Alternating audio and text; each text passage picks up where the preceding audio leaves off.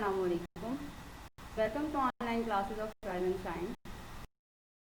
Class 6, I'm your mathematics teacher Sumayya Naz और आज हम लेक्चर 5 का आगाज़ करेंगे। इसके लिए जो हमारा रिक्वायर्ड मटेरियल है वो आपकी सिंटेक्स की मैथमेटिक्स की क्लास 6 की बुक से लिया गया है और उसकी एक्सरसाइज 1.2 के क्वेश्चन नंबर 1, 2 और 3 है जो कि पेज नंबर 11 पर मौजूद है। टॉपिक ऑफ डिस्कशन जो हमारा आज का है वो सेट और टाइप्स ऑफ सेट से ही मुतालिक है जो हमने अपने पिछले लेक्चर्स में पढ़ा है और उन्हीं टाइप्स ऑफ सेट को हम एक्सरसाइज 1.2 के क्वेश्चन नंबर 1, 2, 3 में आइडेंटिफाई करेंगे, यानी उन्हीं टाइप्स ऑफ सेट को हम इन पर अप्लाई करेंगे और ये एक्सरसाइज आपकी पेज नंबर 11 पर मौजूद है। लर्निंग ऑब्जेक्टिव्स जो इस टॉपिक के हैं वो ये हैं कि आप यानी कि स्टूडेंट्स इसे पढ़ने के बाद यानी टाइप्स ऑफ सेट और एक्सरसाइज करने के बाद टाइप्स ऑफ सेट को ज़्यादा अच्छे से समझ सकेंगे, ज़्यादा अच्छे से पहचान पाएंगे। अब आते हैं अपनी एक्सरसाइज की तरफ। एक्सरसाइज हमारी है एक्सरसाइज 1.2 और इसका पहला जो सवाल है पहला सवाल जो हमारे पास है वो है give reasons why following collections are not set, यानी आप रीजंस दें कि अगर ये जो नीचे आपके पास पार्ट्स मौजूद हैं ये अगर सेट नहीं है तो क्यों नहीं है। अब इस सवाल को शुरू करने से पहले मैं आपको एक और चीज़ सेट के बारे में क्लियर कर दूँ कि सेट में जो एलिमेंट्स, मेंबर्स या नंबर्स या वेरिएबल्स मौजूद होते हैं वो एक ही बार आता है, एक से दूसरी बार नहीं आ सकता। अगर वो एक से दूसरी बार यानी एक ही सेट में फॉर एग्जाम्पल 1 है और 1 2 दफ़ा दे दिया गया तो फिर वो आपके पास सेट नहीं रहेगा, यानी एक नंबर अगर 2 बार आ गया है तो उसकी वजह से वो सेट नहीं रहा। अब हम उसे सेट नहीं कह सकते। अब आप आते हैं क्वेश्चन, ये जो हमारी स्टेटमेंट्स हैं, स्टेटमेंट्स दी गई हैं इनकी तरफ।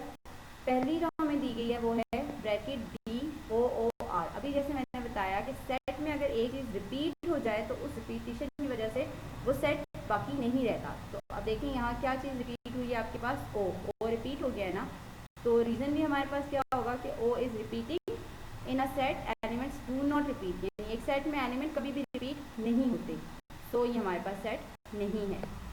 दूसरा जो पार्ट हमें दिया है वो है star, Oval, round shape, star और ट्रायंगल। अब देखें इसमें भी स्टार रिपीट हो रहा है, star is repeating so it is not a set. Reason देना है ना, तो इसलिए हमने रीज़न दे दिया कि स्टार इज रिपीटिंग यानी स्टार रिपीट हो रहा है तो इसलिए ये एक सेट नहीं है।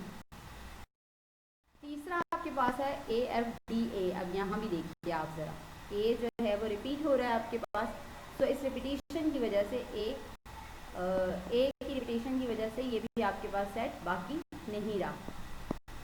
चौथे पार्ट में 2 भी रिपीट हो रहा है, 3 भी 2 बार आ रहा है आपके पास, 4 भी 2 बार आ रहा है, तो इट्स मीन्स दैट कि 2, 3, 4 are repeating, so it is not a set, तो ये भी आपके पास सेट नहीं है। 5 आपके पास है set of beautiful birds.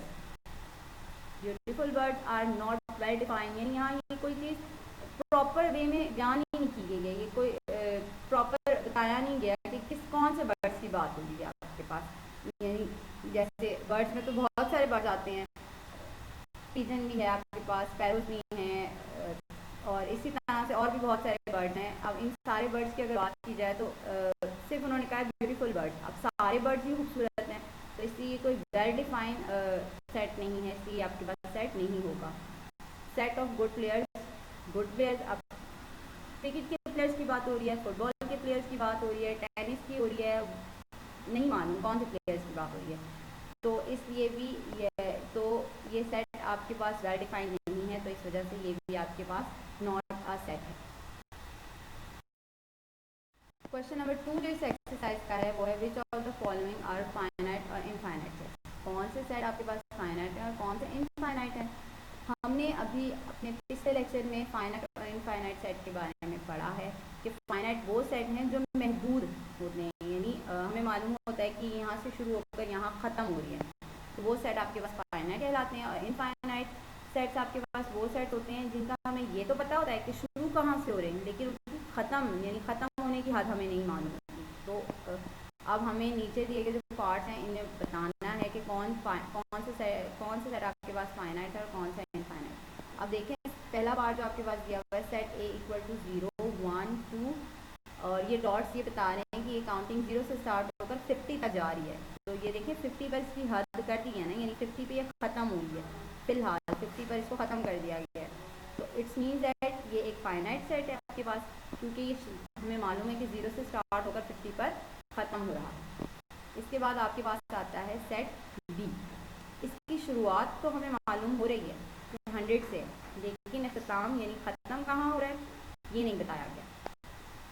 Set B आपके पास 100 से स्टार्ट हो रहा है, उसके बाद ख़त्म कहाँ तक हो रहा है, यानी ये 100 की काउंटिंग कहाँ तक जा रही है, 1000 में जा रही है, लैक्स में जा रही है, या करोड़ में जा रही है, कुछ नहीं पता कि कहाँ जा रही है। तो इसलिए ये आपके पास इनफाइनाइट सेट हो जाएगा कि इसके ख़त्म होने की हद हमें नहीं मालूम।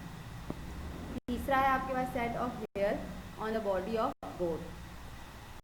बकरी के बारे में बात हो रही है कि उसके जिस्म पर जो बाल हैं, अब आप बाल गिन सकते हैं बकरी के जो बाल होते हैं, या अपने सर के बाल आप गिन सकते हैं नहीं ना, तो ये भी आपके पास क्या है, इनफाइनाइट सेट है।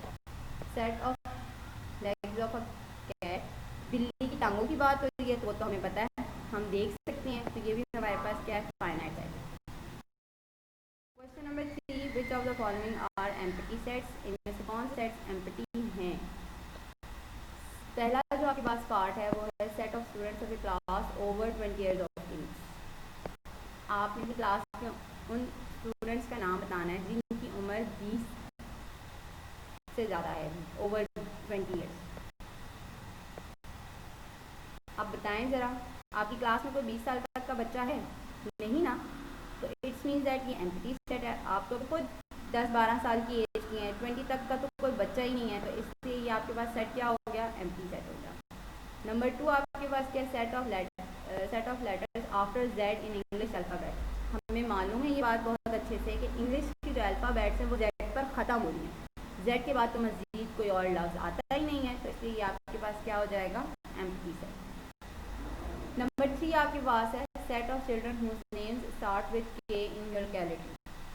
अब आप अपने पूरे इलाके के लोगों को तो नहीं जानते ना, लेकिन हम ये ज़रूर जानते हैं कि के से नाम आते हैं, तो इसका मतलब है कि इलाके में जो लोग रहते हैं उनमें से किसी का नाम तो के से आता होगा ना, तो इसलिए ये एम्प्टी सेट नहीं है।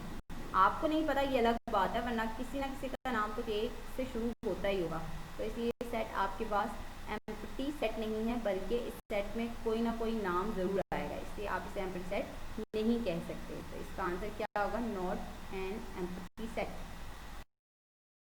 चौथा पार्ट जो इसका है, set of names of solar calendar starting with Z, यानी जो आपका कैलेंडर है जो आप यूज़ करते हैं, उस कैलेंडर में कोई ऐसा महीना है जिसका नाम जेड से आता है, नहीं, कोई भी ऐसा महीना नहीं है जिसका नाम जेड से आता हो, तो इट्स मीन दैट ये भी आपके पास क्या है, एम्प्टी सेट है।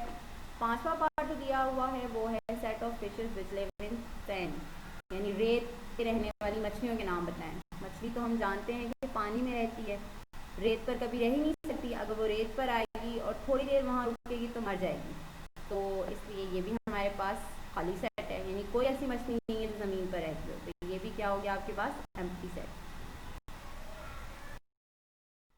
होमवर्क जो आपका है वो है कि जो इस एक्सरसाइज का क्वेश्चन नंबर 1, 2, 3 है, यानी जो पूरी लेक्चर में मैंने आपको समझाई हैं, कुछ पार्ट्स मैंने करवाए हैं, कुछ पार्ट्स मैंने नहीं करवाए, वो आपका होमवर्क है जो आपने खुद करना है। क्वेश्चन नंबर 1 कंप्लीट करवाया है मैंने, लेकिन 2 और 3 के कुछ पार्ट्स मैंने करवाए हैं, कुछ आपने खुद करने हैं, और एक्सरसाइज 1.2 अपनी कॉपीज़ में आपने करनी है। उम्मीद है कि आज का लेक्चर आपको समझ